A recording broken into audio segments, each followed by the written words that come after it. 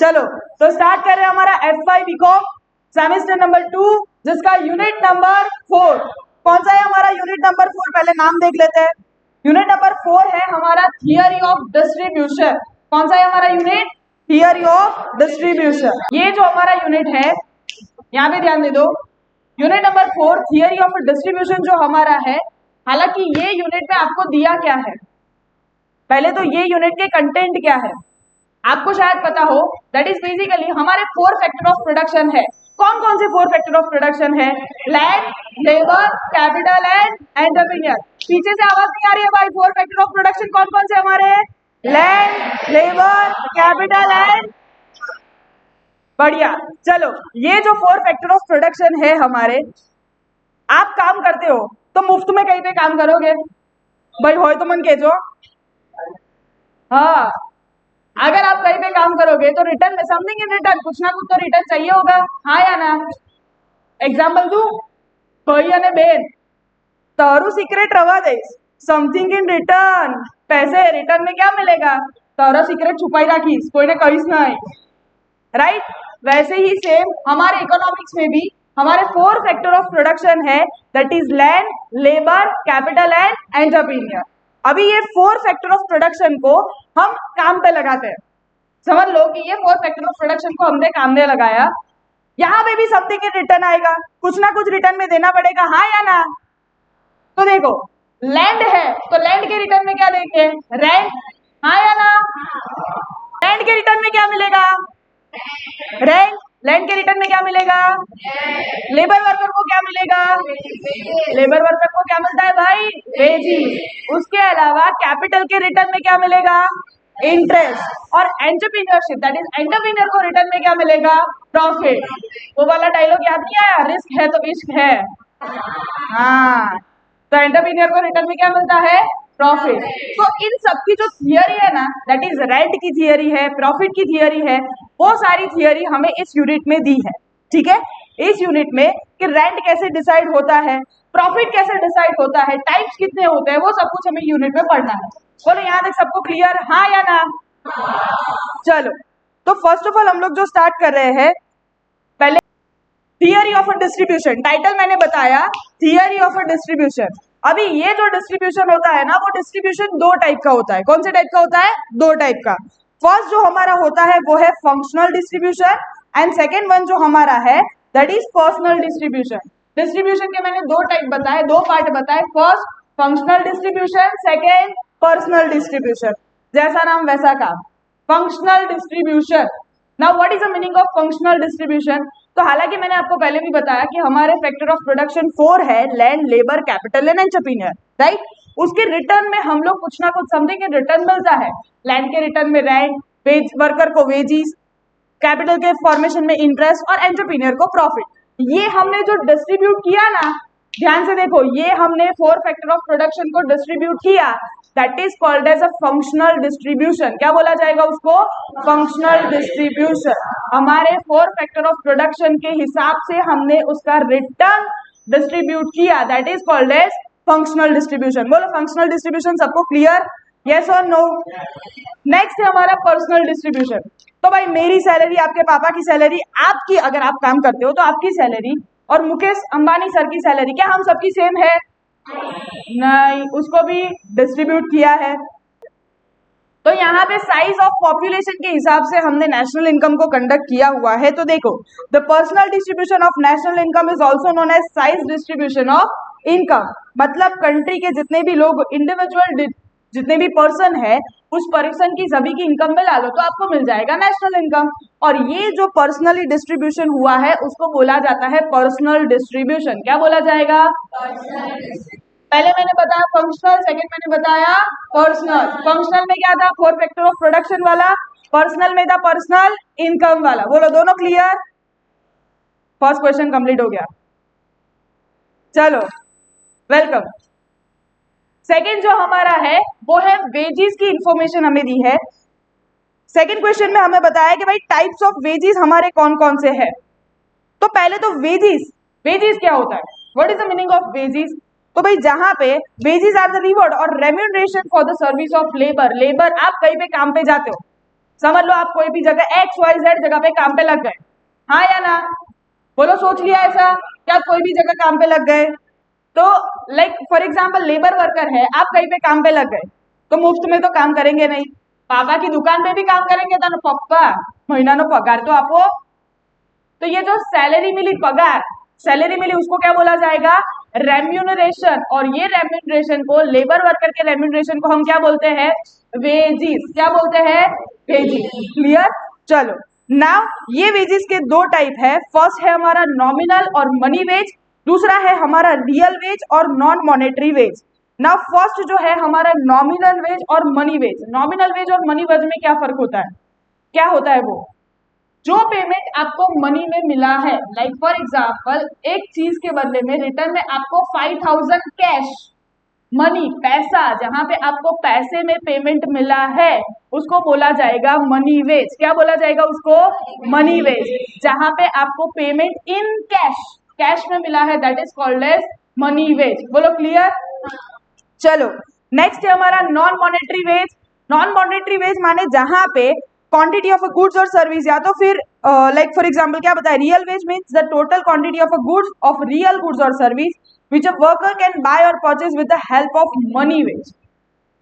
This means like for example आपको आपकी office से ज्यादातर बेनिफिट मिलते हैं, इंश्योरेंस मिलता है, या तो फिर उस गुड्स से आप इतनी क्वांटिटी गुड्स और सर्विस की परचेस कर सकते हो, राइट? तो ये जो वेजेस है that is called as non monetary wage. Extra benefit મળે ને જે આપણને, પેલું મારા ઓફિસ માંથી મને ઇન્સ્યોરન્સ નો બેનિફિટ મળે છે, આ બેનિફિટ મળે છે, તે બેનિફિટ मतलब ये વધારાના છે પૈસા સિવાયના, that is called as non monetary wage. उसको क्या बोला जाएगा? Non monetary wage. जैसा नाम है वैसा ही सेम है। मॉनेटरी माने समथिंग इन मनी, रिटर्न में आपको मनी पैसे में मिला है तो उसको बोला जाएगा मॉनेटरी। एंड नॉन मॉनेटरी माने पैसे में नहीं मिला तो उसको बोला जाएगा नॉन मॉनेटरी। बोलो क्लियर? चलो नेक्स्ट जो हमारा है that is factor affecting real veg. अभी ये रियल वेज को कौन कौन से फैक्टर अफेक्ट करते हैं? रियल वेज माने क्या होता है? जो पैसा किसमें मिला है?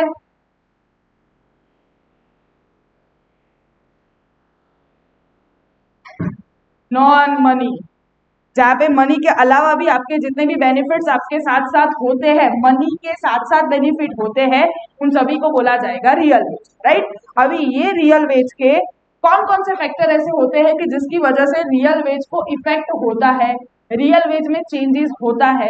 तो भाई जिसमें फर्स्ट हमें दिया हुआ है नेचर ऑफ जॉब। आपकी जॉब का नेचर कैसा है? भाई मारी जॉब तो बहुत रिस्की है, गमे त्यारे कहीं भी थई सके। जब रिस्क है तो इश्क है, जॉब रिस्की होगी तो रिवर्स रिटर्न क्या होगा? ज्यादा होगा। तो देखो the certain specific job are very risky and they decrease or reduce the working life of employee, like for example pilot है या फिर माइनिंग में वर्क कर रहे हैं, वो सलमान खान वाला मूवी भारत, उसमें था ना माइनिंग में वर्क करते थे, नहीं याद? KGF याद छे? हाँ रॉकी भाई, माइनिंग में वर्क है तो वहां पे वर्क कैसा होता है? रिस्की, कभी भी कुछ भी हो सकता है, राइट? तो यहाँ पे इन दिस केस जहां पे मनी वेज वो क्या होगा? हायर होगा। पेमेंट क्या होगा? हायर होगा। तो रियल वेज यहाँ पे कम होगा। कैसा होगा? कम।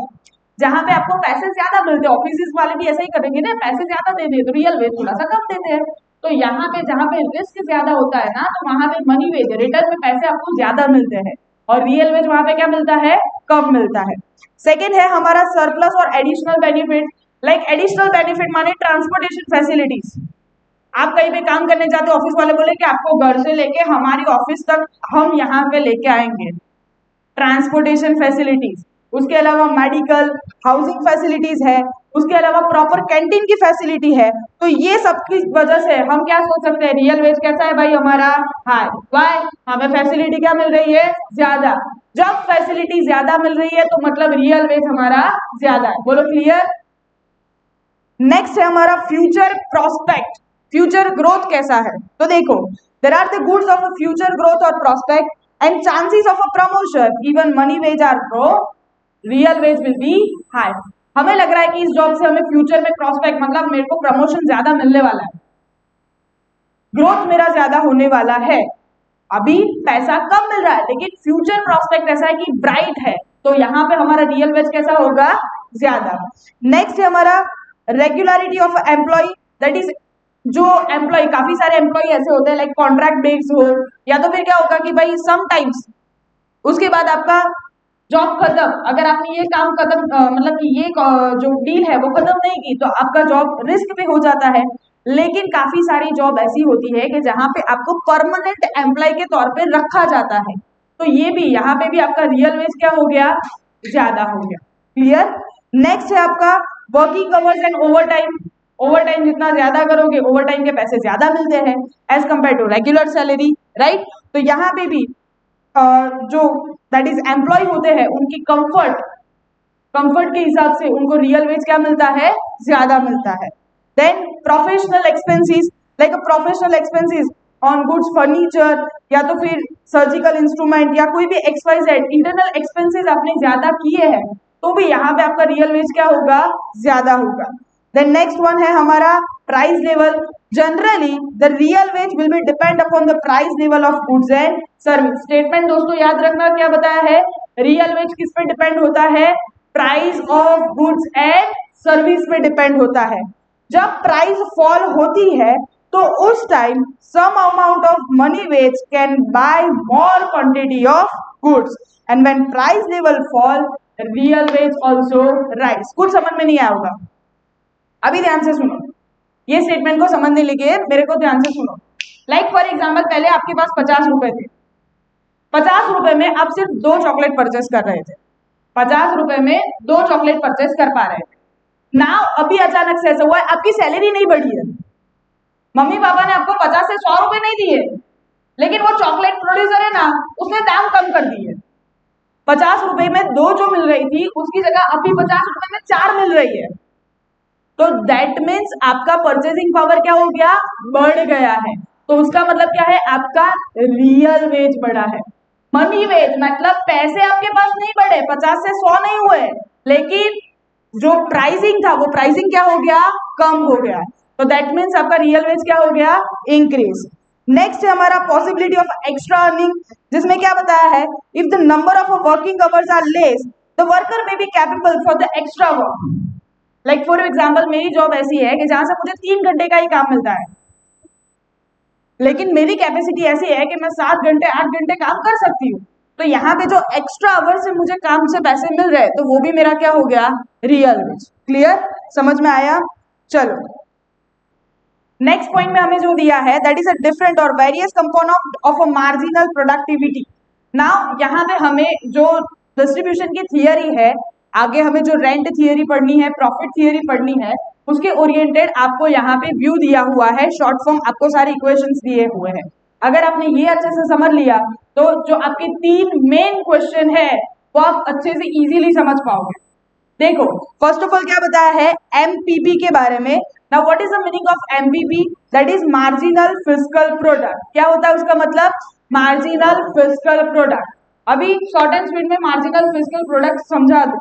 तो मार्जिनल फिस्कल प्रोडक्ट क्या होता है, लाइक फॉर एग्जांपल पहले एक वर्कर काम पे लगा था, एक वर्कर की प्रोडक्टिविटी जो थी वो 20 यूनिट की थी, एक वर्कर था वो 20 यूनिट प्रोडक्ट कर रहा था, समझ में आया।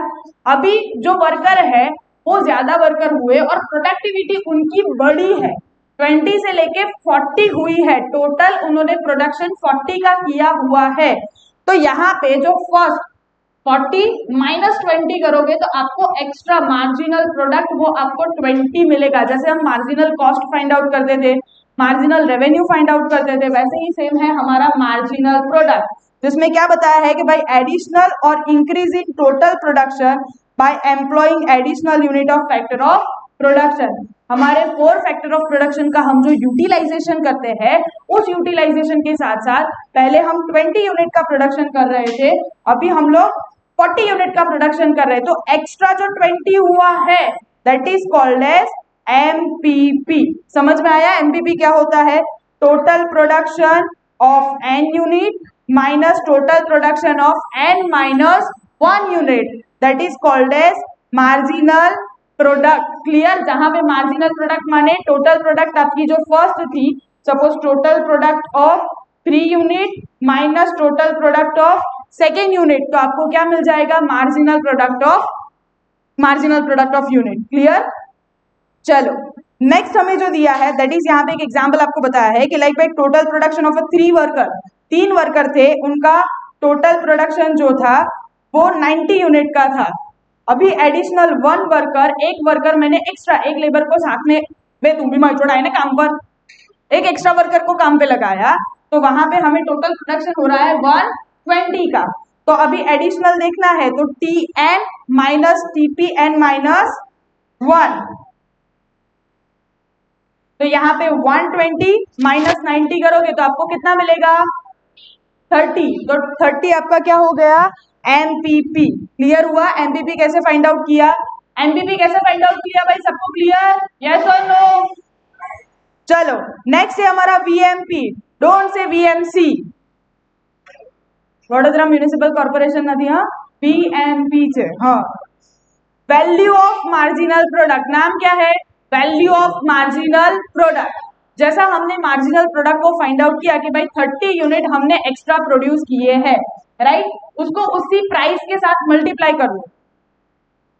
लाइक फॉर एग्जांपल, एक यूनिट की प्राइस 5 रुपए है, एक चॉकलेट बनाने की प्राइस 5 रुपए है, हमने कितने एक्स्ट्रा प्रोड्यूस किए, 30 मल्टीप्लाई बाय 5 कर दो तो आपको क्या मिल जाएगा, value of marginal product. Clear, simple है। तो देखो हमने क्या किया, MPP मल्टीप्लाई बाय प्राइस, तो भी आपको क्या मिल जाएगा, VMP। और उसके अलावा MPP multiply by average revenue. Madam ये एवरेज रेवेन्यू कहाँ से आया, सिंपली बता दूं, एवरेज रेवेन्यू माने पर यूनिट आपकी जो रेवेन्यू है, per unit revenue. Per unit revenue का मतलब क्या होता है, एक प्रोडक्ट आपने कितने में सेल किया है, एक प्रोडक्ट के पीछे आपको कितना पैसा मिला है, that is called as average revenue, right. तो average revenue is equal to always, in perfect competition में ज्यादातर क्या होता है, प्राइस होता है। क्लियर, इसीलिए यहाँ पे क्या लिखा है, MPP multiply by average revenue. बोलो यहाँ तक सबको क्लियर है, हाँ या ना। चलो नेक्स्ट है हमारा मार्जिनल रेवेन्यू प्रोडक्ट। अगर marginal revenue product find out करना है तो हमें क्या करना होगा, इन दोनों को multiply by MPP multiply by MR। What is the meaning of MR, marginal revenue extra revenue जो मिल रही है उससे आप मल्टीप्लाई कर दो तो भी आपको क्या मिल जाएगा, MRP। आपको फाइंड आउट करना है मार्जिनल रेवेन्यू पर प्रोडक्ट, आपको फाइंड आउट करना है तो क्या करना होगा, मार्जिनल रेवेन्यू मल्टीप्लाई बाय हमारी मार्जिनल प्रोडक्ट, तो आपको क्या मिल जाएगा, MRP। बोलो clear.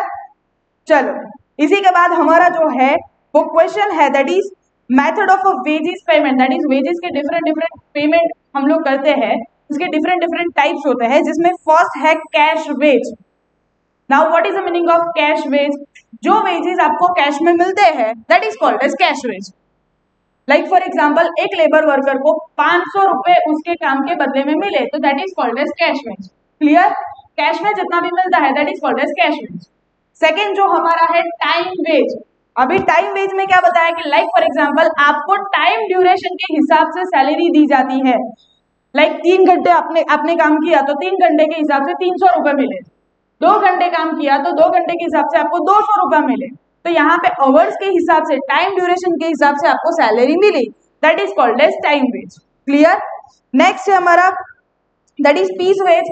Like for example number of unit आपने प्रोड्यूस किए हैं, अभी नंबर ऑफ यूनिट आपने जितने भी प्रोड्यूस किए उसके हिसाब से, सपोज आज के आप 10 यूनिट प्रोड्यूस करते हो तो आपको 2000 रुपए मिलेंगे, आज के आप 5 यूनिट प्रोड्यूस करते हो तो आपको 1000 रुपीज मिलेंगे। तो ये नंबर ऑफ यूनिट आपने कितने प्रोड्यूस किए उसके हिसाब से आपको जो सैलरी मिलती है उसको बोला जाता है पीस वेज। क्लियर। लास्ट हमारा है दैट इज टास्क वेज। वे तू आ टास्क ऊपर ना कहीं ऊपर थी उसको नीचे उसको मार तो 500 रुपया आवीस मारता नहीं ला, बट क्या बोला, टास्क दिया तो टास्क के हिसाब से आपको जो रिटर्न मिला that is called as task wage. उसको क्या बोला जाएगा, task wage. That is basically इस कंपनी में अगर आप काम करने जाते हो, ये प्रोजेक्ट आपसे कंप्लीशन हुआ तो आपको इतना सैलरी मिलेगा, that is called as task wage. इतने सेलिंग आप करके आओ। जनरली ये टास्क वेज कहाँ पे होता है, तो भाई मार्केट में जितने भी सेल्स एग्जीक्यूटिव अगर आपने देखे हो तो वो sales executive even loan department में आप इतनी लोन कंप्लीट करोगे, इतने कस्टमर लाओगे तो आपको इतना रिटर्न में वेजेस मिलेगा। That is called as task force. Clear हुआ, समझ में आया? चलो नेक्स्ट हमारा जो है that is theory of rent. अभी रेंट के बारे में क्या बताए, तो भाई रेंट माने क्या होता है, तो जनरली रिकार्डियन थियरी के हिसाब से रेंट जो होता है अकॉर्डिंग टू प्रोफेसर रिकार्ड, उन्होंने क्या बताया कि लैंड के रिटर्न में जो मिलता है ना उसी को रेंट बोला जाता है। But I am not saying that rent के रिटर्न में जो मिलता है उसको रेंट बोला जाता है। रेंट माने लाइक फॉर एग्जांपल आप किसी भी चीज को रेंट पे लेते हो, समथिंग इन रिटर्न आपने पैसे दिए हैं, that is called as rent. समझ में ना आए तो सुन लो, लाइक फॉर एग्जांपल कोई भी जगह है जिन्होंने आपको लाइक आपका घर, आपने वहां पे आपका खुद का नहीं है, अभी जिसका घर है वहां पे आप रेंट के तौर पे वहां पे रह रहे हो, आपने उनको रेंट के पैसे दिए तो वो भी रेंट ही हो गया। अभी तो वेडिंग के कॉस्ट्यूम, भाई सुन लेना, किसी को काम लग जाएगा, वेडिंग के कॉस्ट्यूम वो भी नहीं लाने नहीं पड़ते, क्यों? रेंट पे मिल जाते हैं, तो वहां पे भी पैसे तो दिए ना, तो उसको भी क्या बोला जाएगा? रेंट। क्या बोला जाएगा? रेंट। तो देखो in ordinary sense rent means any that is basically कोई भी प्रोडक्ट है जिसका पेमेंट उस असेट को यूज करने के बाद उसका पेमेंट करते हो तो उसको क्या बोला जाता है? Rent, right. अभी ये रेंट होता है वो different different types of rent होता है, ये थियरी ध्यान से समझना भाई। Different different type of rent होता है, जिसमें फर्स्ट है हमारा contract rent and gross rent. Now first, इसमें फर्स्ट जो हमारा है that is contract rent. Like दो बंदे हैं, दो बंदे के बीच कॉन्ट्रैक्ट हुआ है कि आप मेरा हाउस यूज करो, उसके रिटर्न में आपको 5000 रुपीज देना है। मैंने क्या बोला? पर्सन ए, दो बंदे हैं, person A and person B, दो बंदे के बीच कॉन्ट्रैक्ट हुआ है। आप ए पर्सन ने बी पर्सन को बोला आप मेरा घर यूज करो, रिटर्न में आप मेरे को रेंट देना 5000 रुपीज, राइट। अभी उसके साथ साथ उन्होंने बोला कि इलेक्ट्रिसिटी का जो बिल आएगा ना वो हम हाफ हाफ पे करेंगे। क्या पे करेंगे? इलेक्ट्रिसिटी का जो बिल आया वो हाफ हाफ करेंगे। तो यहाँ पे उन्होंने कॉन्ट्रैक्ट किया, घर का रेंट भी आपको देना है, साथ में इलेक्ट्रिसिटी का भी पे करना है, तो that is called as contract rent. उसको क्या बोला जाएगा? Contract rent. कॉन्ट्रैक्ट के हिसाब से ये रेंट तय हुआ है। दूसरा जो है हमारा that is economic rent. Normal economic rent माने आपके घर के रिटर्न में जो मैंने दिया दैट इज 5000 रुपीज, बंदे ए ने बी को घर के रिटर्न में कितने पैसे दिए? 5000। उसके अलावा कोई भी एडिशनल एक्सपेंस इसमें कवर होगा नहीं। कॉन्ट्रैक्ट रेंट में सारे एक्सपेंस कवर होंगे, इकोनॉमिक रेंट में ये सारे एक्सपेंस कवर होंगे नहीं। तो इस रेंट को क्या बोला जाएगा? Economic rent. Only and only rent, उसके अलावा कुछ नहीं एडिशनल वाला। क्लियर? थर्ड जो हमारा है दैट इज डिफरेंशियल रेंट। हर एक लैंड की फर्टिलिटी अगर आप देखने जाओ तो वो डिफरेंट डिफरेंट होती है, राइट। अभी फर्टिलिटी के हिसाब से सपोज हम लोग लैंड तय करें तो जिसकी फर्टिलिटी ज्यादा होगी उसका रेंट ज्यादा होगा, जिसकी फर्टिलिटी कम होगी, जहां से प्रोडक्टिविटी कम होगी, उसका रेंट कम होगा, राइट। तो ये जो दोनों में डिफरेंस होता है उसको बोला जाता है डिफरेंशिएट रेंट। दूसरा बताओ, स्कैरसिटी रेंट। डिफरेंशिएट रेंट और स्कैरसिटी रेंट दोनों में बहुत ही ज्यादा डिफरेंस है। डिफरेंशिएट फर्टिलिटी के हिसाब से होता है, जबकि स्कैरसिटी रेंट माने जहां पे लैंड की कमी है और लैंड की कमी होने की वजह से वहां पे प्राइसेस बहुत ही ज्यादा है, that is called as scarcity rent.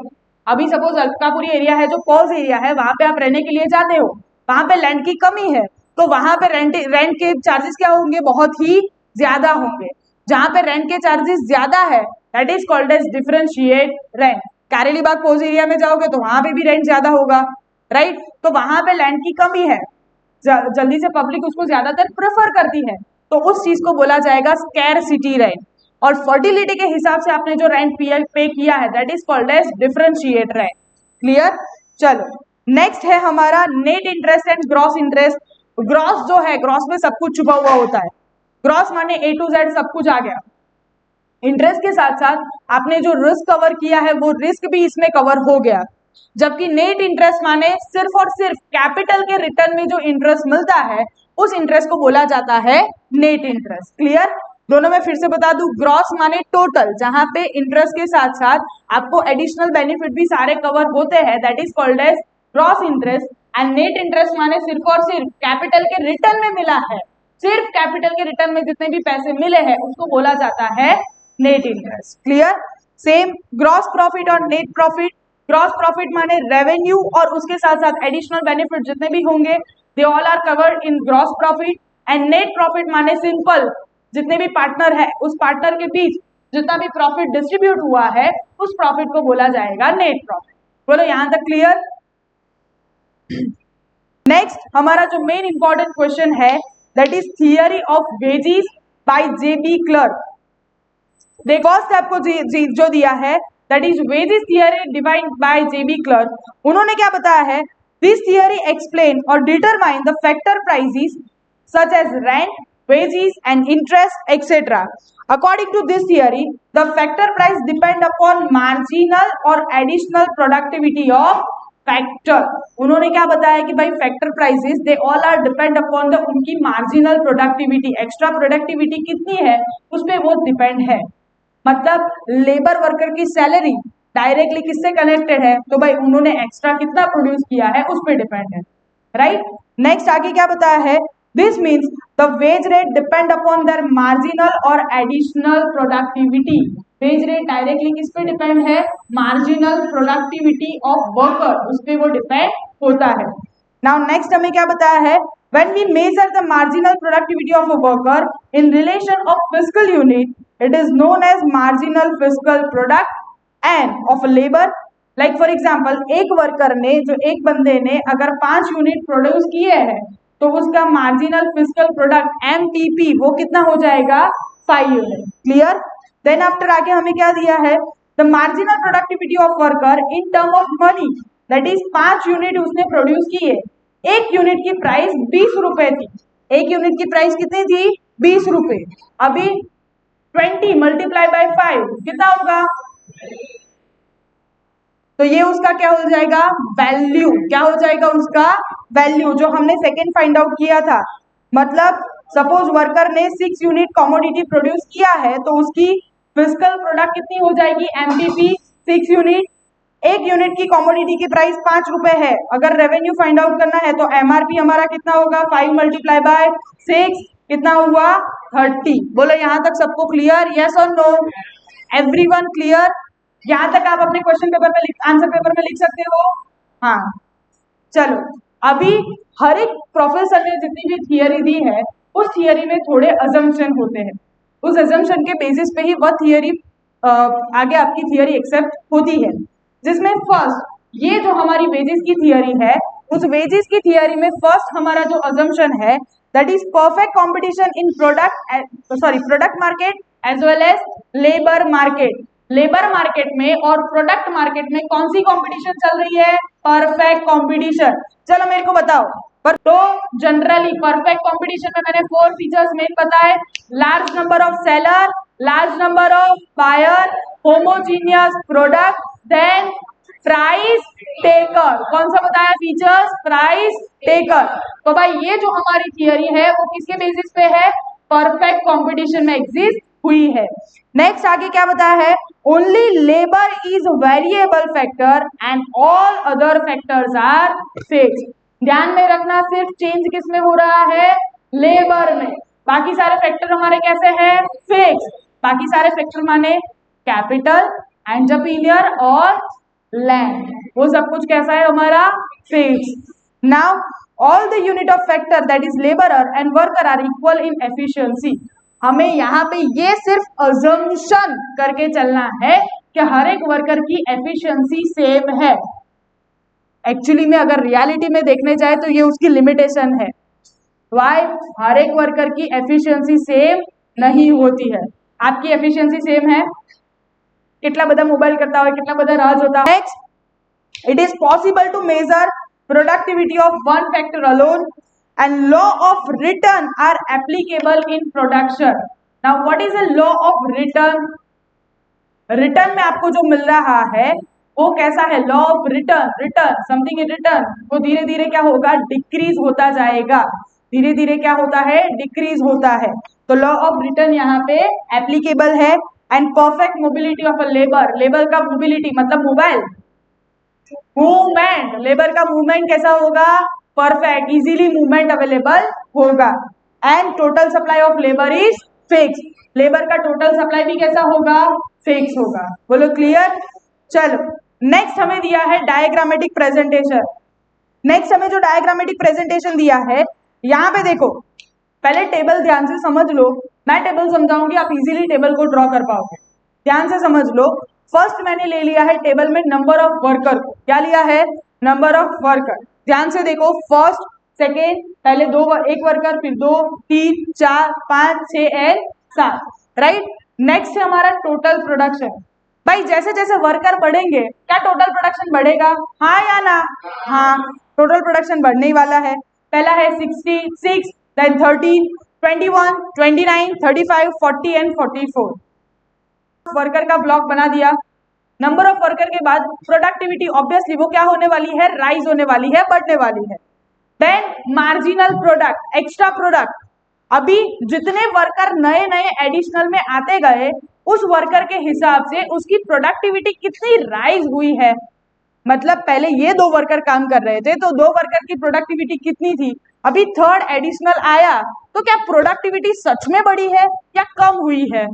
2 जना भेगा दिन वातो करे छे के काम करे छे, मार्जिनल प्रोडक्टिविटी से मतलब मार्जिनल प्रोडक्टिविटी से पता चल जाएगा, राइट। देखो क्या बताया है, फर्स्ट टोटल प्रोडक्शन, फर्स्ट एक वर्कर है तो कितना है 6, मार्जिनल प्रोडक्टिविटी उस पर भी क्या होगी 6 ही होगी, एडिशनल तो कुछ है ही नहीं। चलो 2 वर्कर साथ में मिले, टोटल प्रोडक्शन कितना हुआ 30। अभी हमें मार्जिनल प्रोडक्टिविटी फाइंड आउट करनी है। आप फर्स्ट और सेकेंड ध्यान से देख लो, फर्स्ट और सेकेंड आपने लिख लिया तो तीसरा याद रखने की जरूरत नहीं है। कैसे लिखोगे, 13 - 6 कितना होगा 7, राइट। देन थर्ड 21 - 30 एडिशनल कितना मिला 8। Extensive rent. Now extensive rent में क्या होता है, generally extensive rent theory according to Ricardo, वो ऐसा समझते हैं रिकार्डो सर कि भाई लैंड के रिटर्न में something in return in rent, land के रिटर्न में आपको जो मिलता है उसी को हम रेंट बोलते हैं। जनरली इकोनॉमिक सेंस में ऐसा नहीं होता कि लैंड के रिटर्न में जो मिला वो रेंट, लेकिन रिकार्डो ने ऐसा प्रेफर किया है कि रेंट के रिटर्न में जो मिला उसको ही हम लैंड बोलेंगे, ऐसा उन्होंने अज्यूम किया है, राइट। नाउ आगे जाके उन्होंने क्या बताया है कि भाई देयर आर द बहुत ही डिफरेंट टाइप ऑफ लैंड होती है। लाइक फॉर एग्जांपल ध्यान से सुनो, काफी सारी लैंड ऐसी होती है कि जिसकी फर्टिलिटी बहुत ज्यादा अच्छी होती है, काफी सारी लैंड ऐसी होती है कि जिसकी फर्टिलिटी तो समझ लो कि ત્યાં તમે કોઈ भी પ્રોડક્શન કરો બહુ ઓછું પ્રોડક્શન થાય ના બરાબર हो, राइट। तो ऐसी लैंड की थियोरी भी उन्होंने प्रेजेंट की है, जिसमें फर्स्ट है हमारा extensive rent. Now what is the meaning of extensive rent, तो जहां पे फर्स्ट जो सुपीरियर क्वालिटी की रेंट है, जो लैंड सुपीरियर क्वालिटी की है, जहां से हमें प्रोडक्टिविटी बहुत ही अच्छी मिलती है, जिसका सॉइल बहुत ही अच्छी सॉइल है, जहां से रिटर्न में हमें बहुत ही ज्यादा, लाइक फॉर एग्जांपल एक फार्मर प्रोडक्शन करना चाहे ना तो वहां पे 5000 टन तो ऐसे ही प्रोडक्शन हो जाएगा, ऐसी लैंड है उसको बोला जाता है सुपीरियर लैंड। तो वो फार्मर फर्स्ट प्रायोरिटी देगा सुपीरियर लैंड को, देन आफ्टर वो प्रायोरिटी देगा इंफीरियर लैंड। इंफीरियर लैंड माने जहां कहीं प्रोडक्शन ना थતું હોય, जहां पे आपकी प्रोडक्टिविटी बहुत ही ज्यादा कम होगी, तो फर्स्ट प्रायोरिटी देगा superior land, then inferior land, और इसका जो प्रोडक्शन होगा उससे जो थियरी बनती है वो है एक्सटेंसिव रेंट थियरी। उसको क्या बोला जाता है, extensive rent theory. Now intensive rent theory, intensive rent theory में क्या होता है कि भाई इंटेंसिव रेंट में जनरली एक ही लैंड का पीस है। सपोज ये आपके पास लैंड का पीस है, लैंड बढ़ने नहीं वाली है। एक्सटेंसिव में क्या था, पहले सुपीरियर देन इंफीरियर, लैंड बढ़ने वाली थी, पहले आप एक लैंड का यूज करो फिर दूसरी लैंड का यूज करो, लेकिन इंटेंसिव में कहीं पे भी आपकी लैंड बढ़ती नहीं है, लैंड बढ़ने नहीं वाली है। आप लेबर एंड कैपिटल का यूज ज्यादा करते हो, आप ज्यादा कैपिटल और ज्यादा लेबर का यूज करके आप प्रोडक्टिविटी को बढ़ाना चाहते हो, तो उस थियरी को बोला जाता है इंटेंसिव थियरी ऑफ रेंट। क्या बोला जाएगा उसको, इंटेंसिव थियरी ऑफ रेंट। बोलो दोनों थियरी के डिफरेंस क्लियर हुए, पहले तो इंटेंसिव एंड एक्सटेंसिव। चलो अभी फर्स्ट ऑफ ऑल इंट्रोडक्शन में हमें बताया है कि भाई according to Ricardo rent is a part of proportion of output और प्रोड्यूस ऑन अर्थ। मतलब लैंड पे जितना भी हमने प्रोडक्शन किया है, रिटर्न में हमें आउटपुट जो मिलता है उसको बोला जाता है रेंट, राइट। अभी उन्होंने क्या बताया है, इस थियरी के बेसिस पे हमें यहाँ पे समथिंग अजम्पशन दिया है अजम्पशन में हमें बताया है कि भाई there is a perfect competition in economy, economy में कंपटीशन कैसी है, परफेक्ट कंपटीशन है। दूसरा जो अजम्पशन दिया है that is supply of land is always fix, दूसरा उन्होंने अजम्पशन क्या बताया है, सप्लाई ऑफ लैंड कैसा होता है, fix. Third land is different in quality, quality wise हर एक लैंड डिफरेंशिएट होती है, लाइक એકની ક્વોલિટી બહુ જ સારી હોય બીજાની ક્વોલિટી થોડી વર્સ્ટ હોય, તેમાંથી પ્રોડક્શન બહુ ઓછું થાય, right. Then there is a marginal productivity, that is no rent land power of soil, मतलब मार्जिनल प्रोडक्टिविटी भी रैंक के हिसाब से क्या होती है, चेंज होती रहती है। The land has original, land के पास एक ओरिजिनल पावर होता है, लैंड की फर्टिलिटी एक ओरिजिनल होती है जिसकी वजह से उसकी प्रोडक्टिविटी बढ़ती है, ऐसा उन्होंने अपनी थियरी में बताया है। एक्चुअली ये उसका लिमिटेशन है, व्हाई, क्योंकि हम लैंड पे फर्टिलाइजर का भी यूज करते हैं, ऐसा नहीं होता है कि लैंड की खुद की इन दैट इज बेसिकली उसका ओन पावर होता है जिसकी वजह से प्रोडक्टिविटी बढ़ती है, बल्कि हम लोग उसके फर्टिलाइजर्स भी यूज करते हैं, राइट। तो ये उसका एक लिमिटेशंस भी है। Then land is no need for growing a single crop, land जो होता है, लैंड इज नीड, जहां पे हमें एक अजम्पशन करके चलना है कि भाई हर एक लैंड में हम एक सिंगल क्रॉप का प्रोडक्शन कर सकते हैं। और लास्ट जो होता है, land is cultivating in order to cultivate fertility, मतलब फर्टिलिटी के हिसाब से हम उसकी लैंड को क्रॉप में प्रोडक्शन वहां पे करेंगे, मतलब जिसका फर्टिलिटी ज्यादा उसको फर्स्ट प्रायोरिटी, जिसका फर्टिलिटी कम उसको सेकंड प्रायोरिटी। क्लियर। चलो नाउ उन्होंने ये एक्सप्लेनेशन रिगार्डिंग थियरी दिया है, जहां पे थियरी को उन्होंने क्लासिफाई किया है, first rent is in extensive cultivation, second rent is in intensive cultivation, third differentiate advantages and fourth scarcity rent. Rent theory को उन्होंने 4 पार्ट में डिवाइड किया है। फर्स्ट कौन सा है, एक्सटेंसिव रेंट, कौन सा है first, second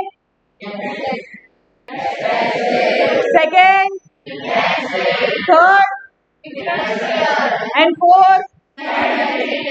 first extensive rent, second intensive rent, third fourth scarcity rent. Clear. चलो जैसा कि मैंने आपको ऑलरेडी पहले ही बता दिया है, एक्सटेंसिव रेंट, एक्सटेंसिव रेंट में हमें क्या बताया है, तो भाई in the case of extensive cultivation with the increase in demand for food more plot are brought under the cultivation, that is basically suppose पहले पॉपुलेशन इतना था तो यहाँ पे हम लोग 5000 पहले इतनी ही लैंड का यूज करते थे, अभी सपोज ऐसा है कि पॉपुलेशन हमारा बड़ा है, पॉपुलेशन राइज हुआ है, तो पहले क्या करते थे, जो सुपीरियर क्वालिटी की लैंड थी ना वहां पे ही हम प्रोडक्शन करते थे। अभी पॉपुलेशन बढ़ गया तो वो लोग बेसिक नेसेसरी की तो डिमांड करेंगे ही, राइट। बेसिक गुड्स की उन्होंने डिमांड बढ़ाई तो हमें क्या करना पड़ेगा भाई, प्रोडक्शन बढ़ाना पड़ेगा। तो पहले अच्छी लैंड का यूज करते थे, अभी हर एक जगह जैसी भी लैंड हो हम सभी लैंड का यूज करेंगे। तो यहाँ पे एक्सटेंसिव में क्या बताया, जैसे जैसे प्रोडक्शन बढ़ेगा, प्रोडक्शन बढ़ाने के लिए हर एक लैंड का हम लोग यूज करेंगे, ठीक है। चलो नेक्स्ट क्या बताया है, according to Ricardo people first cultivating superior plot of land, first कौन सा यूज करेंगे, superior plot of land, but with increase in population, जैसे जैसे पॉपुलेशन बढ़ती जाएगी, फूड की डिमांड बढ़ती जाएगी, हम लोग जो इंफीरियर प्लॉट ऑफ लैंड है उसका भी धीरे धीरे यूज करेंगे। मतलब because of a different in fertility of rent, जैसे जिस प्रोडक्ट की जिस लैंड की फर्टिलिटी ज्यादा होगी उस पोर्शन का हम लोग फर्स्ट प्रायोरिटी देंगे, जैसे जैसे पॉपुलेशन बढ़ती जाएगी जो इंफीरियर लैंड होगी उसका भी पोर्शन हम लोग बढ़ाएंगे। क्लियर। चलो अभी नेक्स्ट हमें दिया है, सपोज यहाँ पे हमारे पास 4 प्लॉट ऑफ लैंड है, मतलब हमारे पास 4 लैंड के डिफरेंट डिफरेंट प्लॉट है। ध्यान से सुनना, ये एग्जाम्पल समझ में आ जाएगा तो पूरी एक्सटेंसिव थियरी समझ में आ गई। 4 प्लॉट ऑफ लैंड है, plot A, plot B, plot C and plot D, right. हमारे पास 4 प्लॉट है, plot A, B, C and D. Plot A की जो प्रोडक्टिविटी है वो बी की कंपैरेटिवली ज्यादा है, बी की प्रोडक्टिविटी है वो सी की कंपैरेटिव ज्यादा है, एंड सी की प्रोडक्टिविटी डी की कंपैरेटिव ज्यादा है। मतलब ए से हमें ज्यादा रिटर्न मिल रहा है, ज्यादा आउटपुट प्रोड्यूस कर रहे हैं, बी से ए की कंपैरेटिवली लेस, सी में बी की कंपैरेटिवली लेस एंड डी में सी की कंपैरेटिव। क्लियर हुआ। चलो अभी क्या बताया है कि लाइक फॉर एग्जांपल जो हमारे पास लैंड है, यहाँ पे टोटल कॉस्ट, टोटल एक्सपेंस जो हो रहा है वो 600 रुपीज के है। नाउ अगर हम लोग वीट का प्रोडक्शन कर रहे हैं तो प्लॉट ए से हम लोग 20 केजी वीट प्रोड्यूस कर सकते हैं, प्लॉट बी से 15 केजी, प्लॉट सी से 10 एंड प्लॉट डी से 5 केजी। बोलो यहां तक सबको क्लियर, हाँ या ना? चलो नेक्स्ट, अभी हमें सरप्लस फाइंड आउट करना है। अगर हमें देखना है कि कौन सी लैंड की प्रोडक्टिविटी ज्यादा है, सरप्लस हमें देखना है, तो ध्यान से देखो। कॉस्ट लैंड कितना प्रोड्यूस करके देती है आपको? 20, सेकेंड 50, तो 50 की कंपैरेटिवली 20 कितना ज्यादा प्रोड्यूस करके दे रही है आपको? 5 एक्स्ट्रा कितना मिल रहा है? 5, सॉरी, आपको मेन ओरिजिनलिटी कितनी है आपकी? एक्चुअली जो इंफीरियर लैंड है जहां पे कुछ प्रोड्यूस नहीं हो सकता, बेसिक है, बेसिक जहां पे बेसिक आपको रिटर्न मिल रहा है वो 5 यूनिट का है। जहां पे बहुत अच्छी लैंड है वहां से 20 का मिल रहा है। तो डिफरेंस बेसिक टू जो सुपीरियर है उनके बीच डिफरेंस कितना होगा? 15। तो हमें एक्स्ट्रा कितना मिला? 15। तो रिटर्न हमारा रेंट कितना हो जाएगा? 15। फिर से बता रही हूँ, ध्यान से सुनना, हमारे पास जो सुपीरियर बहुत अच्छी लैंड है ना, वो 20 केजी का प्रोडक्शन करके दे रही है। बहुत अच्छी लैंड वो कितना प्रोडक्शन करके दे रही है? 20। और बेसिक हर एक लैंड जो है वो हमें कितना प्रोड्यूस करके देती है? 5। तो अगर हमें देखना है कि भाई सुपीरियर हमारी बहुत अच्छी लैंड है, वो हमें कितना ज्यादा प्रोड्यूस करके देती है बेसिक की कंपैरेटिवली, तो 20 माइनस 5 तो कितना मिलेगा हमें? 15 केजी। कितना मिलेगा? 15 केजी। क्लियर? चलो सेम वैसा दूसरा हमें कितना प्रोड्यूस करके देती है? 50। एवरेज हमारा कितना है? 5। तो हमारा रेंट, एक्स्ट्रा रेंट कितना हुआ? 10। सेम थर्ड जो है वहां से कितना मिल रहा है? 10। एवरेज हमारा बेसिक कितना है? 5। 10 माइनस 5 तो बेसिक हमारा कितना मिल गया? और लास्ट है ही 5, दे ही रहा है 5, तो एक्स्ट्रा तो कुछ सरप्लस मिला ही नहीं, तो रेंट यहाँ पे कुछ एक्स्ट्रा होगा ही नहीं। बोलो यहां तक क्लियर है? हाँ, मैंने भी clear.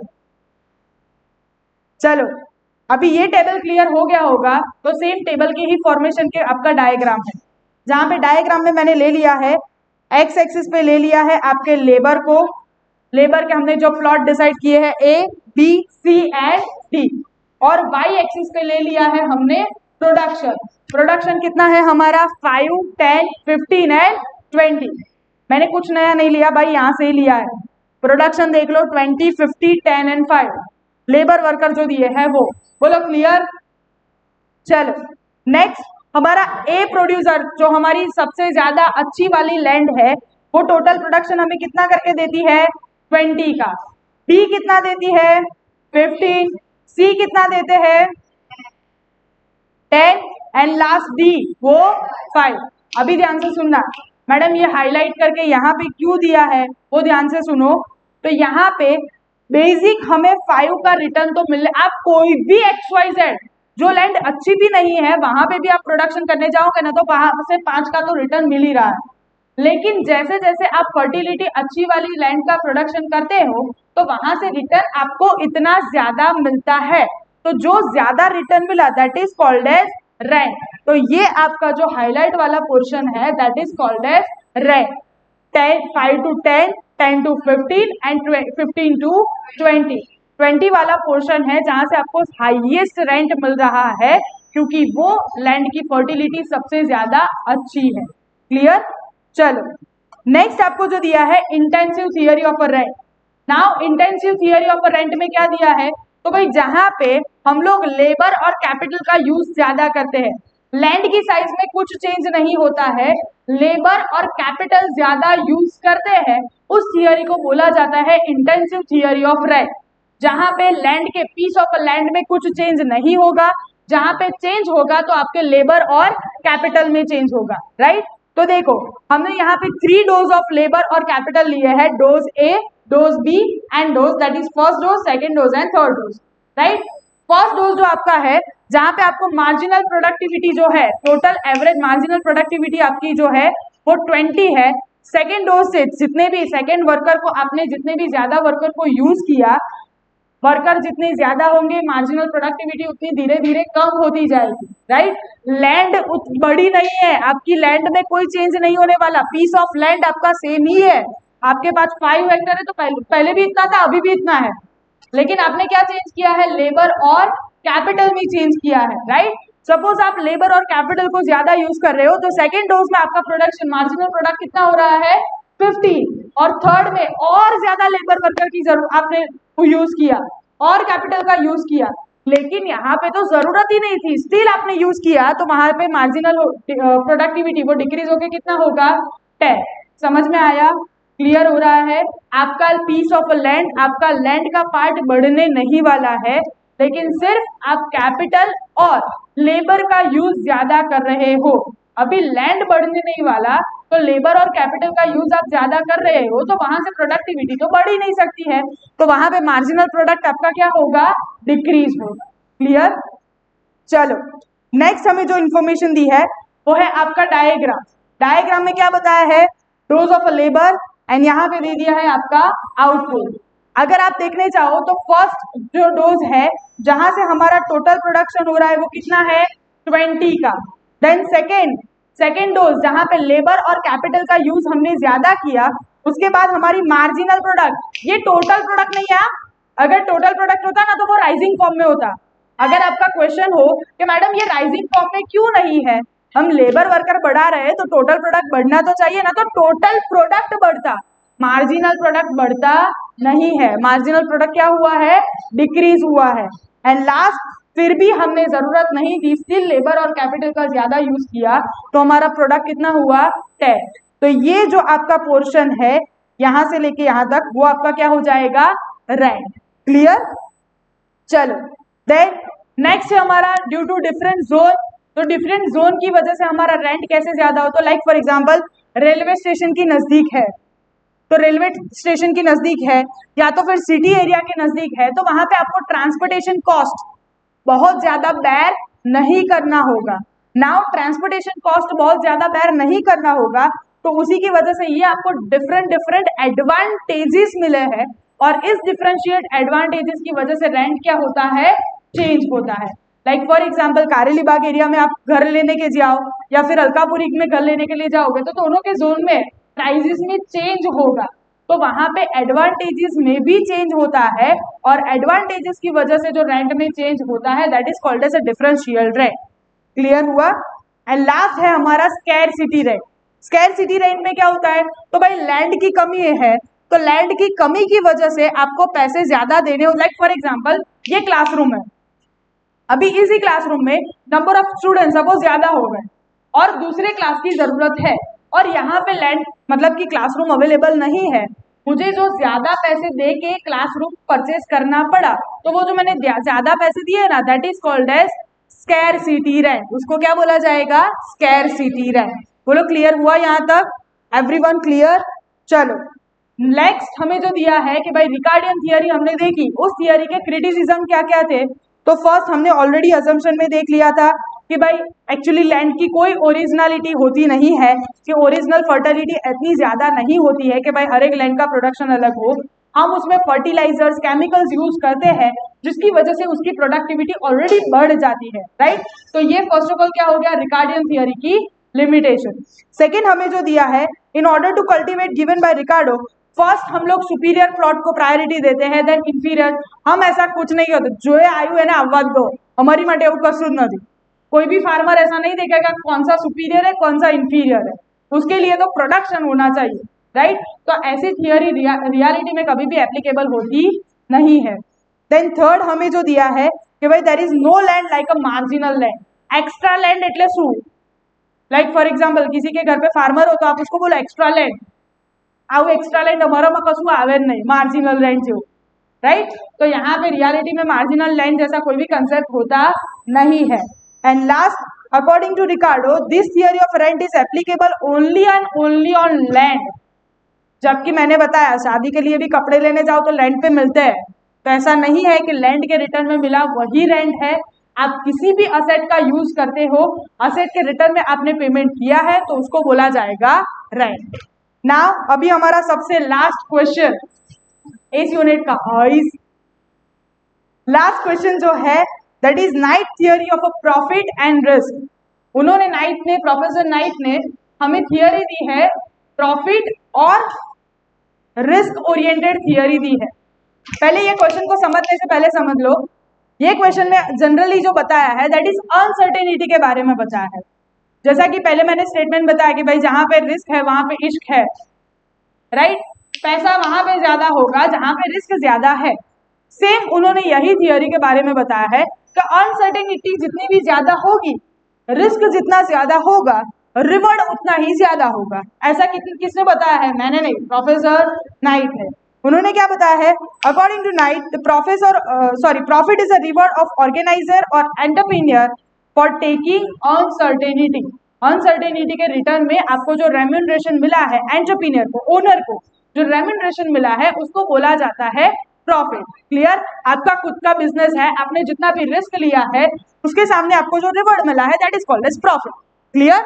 Now we know that an entrepreneur is to take a risk or uncertainty in other factor of production that is basically other factor of production है, like a land है, कैपिटल है, तो उनके return में उनको reward return दिया जाता है, राइट? कॉन्ट्रेक्चुअल। अभी ये जो ऑर्गेनाइजर का प्रॉफिट होता है, जो ऑर्गेनाइजर का प्रॉफिट होता है दैट इज ऑर्गेनाइजेशन को 3 टाइप ऑफ प्रॉफिट मिल सकते हैं। एक तो भाई पॉजिटिव प्रॉफिट हो, दूसरा नेगेटिव प्रॉफिट हो, तीसरा हो जीरो।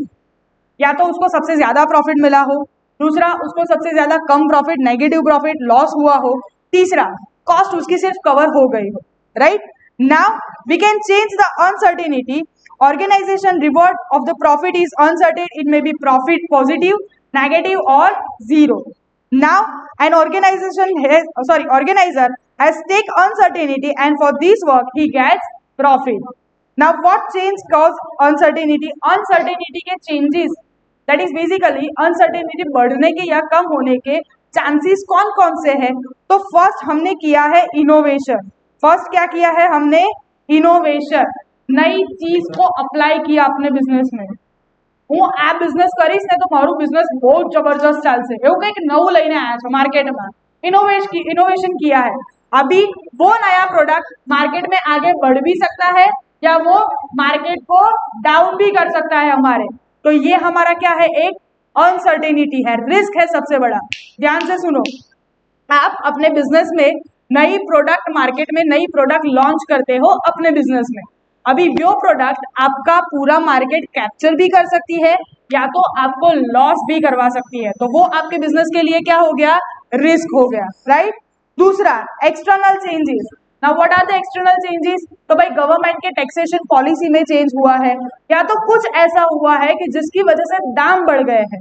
तो ये सारे एक्सटर्नल चेंजेस में चेंज होने की वजह से भी आपकी प्रोडक्ट में क्या होता है? चेंज होता है और आपके बिजनेस में रिस्क क्या हो जाता है? बढ़ जाता है। थर्ड है आपका इंश्योरेबल रिस्क। भाई रिस्क जो होता है वो 2 टाइप का होता है, एक होता है इंश्योरेबल, दूसरा होता है अनइंश्योरेबल। इंश्योरेबल मतलब जिसको आप इंश्योरेंस पॉलिसी के पास, इंश्योरेंस कंपनी के पास जाके अपनी पॉलिसी को अप्लाई करके उस इंश्योरेंस को कवर कर सकते हो, तो ऐसा होता है इंश्योरेबल रिस्क। लाइक जिसके पास आईफोन होगा, इंश्योरेंस लिया होगा, कશું भी થાય तो रिटर्न पैसा तो મળે ને, इंश्योरेबल।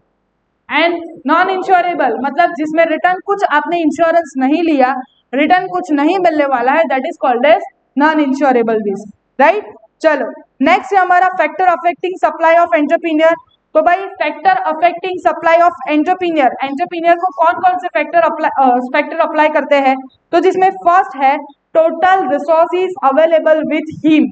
उनके पास कितने रिसोर्सेज एक्चुअली अवेलेबल है, वो पहले फर्स्ट फैक्टर है।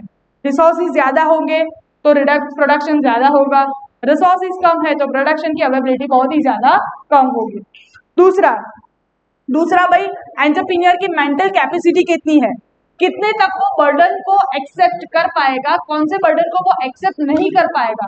अगर वो रिस्क ज्यादा बर्डन अपना लेने के लिए कैपेबल है तो उसका बिजनेस लॉन्ग ड्यूरेशन तक चलेगा। अगर उसकी कैपेसिटी बहुत ही ज्यादा कम है, वो बर्डन बहुत ज्यादा नहीं ले सकता है, तो यहाँ पे उसका बिजनेस शॉर्ट ड्यूरेशन तक होगा, राइट? और लास्ट है हमारा ratio of this resources which he willing to invest in uncertainty, कि भाई वो अनसर्टेनिटी में कितने रेशियो को वो कवर करता है, मतलब कितने पैसे अपने बिजनेस में इन्वेस्ट करता है। अनसर्टेनिटी ज्यादा है तो वो ज्यादा पैसे को इन्वेस्ट करेगा या नहीं करेगा, वो उस पर डिपेंड होता है। तो ये तीन चीजें हैं कि जिसमें बिजनेस में कितना कैपिटल एंटरप्रेन्योर इन्वेस्ट करता है वो इन तीन चीजों पर डिपेंड होता है, राइट। नाउ नेक्स्ट हमें दिया है कि link the connection between uncertainty taking and capital. Capital और अनसर्टेनिटी के बीच रिलेशन कैसा होता है, लिंक कैसी होती है। तो देखो, this is the connectivity of uncertainty taking and capital which brings a profit. Only capital does not bring a profit. सिर्फ कैपिटल बिजनेस में ऐसा नहीं होता है कि जो प्रॉफिट अर्न करता है, but at the same way only uncertainty, ऐसा भी नहीं होता है कि जो अनसर्टेनिटी है वही बिजनेस में प्रॉफिट अर्न करती है। दैट डजंट मीन कि बिजनेस में सिर्फ कैपिटल ही वर्क करता है या अनसर्टेनिटी भी वर्क करती है। दोनों साथ में मिलके और एंटरप्रेन्योर तीनों साथ में मिलके बिजनेस में प्रॉफिट अर्न करते हैं, इन तीनों के साथ, राइट। एंड लास्ट जो पॉइंट है हमारा कि भाई ये थियोरी है, उसके क्रिटिसिज्म्स क्या क्या है। तो भाई ये थियोरी का फर्स्ट क्रिटिसिज्म है कि uncertainty taking is not only one factor, उसके अलावा बहुत सारे फैक्टर होते हैं कि जिसपे बिजनेस डिपेंड हुआ होता है। लाइक सप्लाई ऑफ एंटरप्रेन्योर कितने हैं, कैपिटल कितना वो लोग स्पेंड कर रहे हैं, उन सभी चीजों पे वो लोग डिपेंड होते हैं। Then second, there are many factor which make control और limit the supply of entrepreneur, like opportunity कितनी है, नॉलेज कितना है, उन सभी चीजों पे वो डिपेंड होता है। Then second, uncertainty taking is not only one function of organization, बस उसके अलावा कोऑर्डिनेशन है, फंक्शनिंग वर्क कैसे करते हैं, उसके अलावा जो इतने भी वर्कर है उनके बीच कोऑर्डिनेशन कितना होता है, किस तरीके से उनका मैनेजमेंट है, उन सभी पे बिजनेस डिपेंड होता है। And last, uncertainty taking is an element of real cost. Uncertainty माने रिस्क, रिस्क जो होता है वो रियल कॉस्ट है। एक्चुअली आप उसको कभी भी कोई भी स्टेटमेंट में आपकी बैलेंस शीट में कभी भी रिकॉर्ड नहीं कर सकते हो कि मेरे माइंड पे इतना रिस्क है, राइट। लेकिन वही सैक्रिफाइसेस, उसके अलावा पेन, वो कुछ भी आप रिकॉर्ड नहीं कर पाओगे, इसीलिए वो रियल कॉस्ट नहीं है। मनी में जितना भी हुआ है, जितनी भी कॉस्ट मनी में हुई है वो सारी रिकॉर्ड की जाएगी, बाकी ये सारी कॉस्ट कभी भी रिकॉर्ड की जाती नहीं है। तो यही रेंट थियरी की, वेजेस थियरी की, और लास्ट हमने देखा प्रॉफिट थियरी की, वो क्या है, लिमिटेशन है। क्लियर, आपका यूनिट नंबर 4 पूरा यहाँ पे कंप्लीट।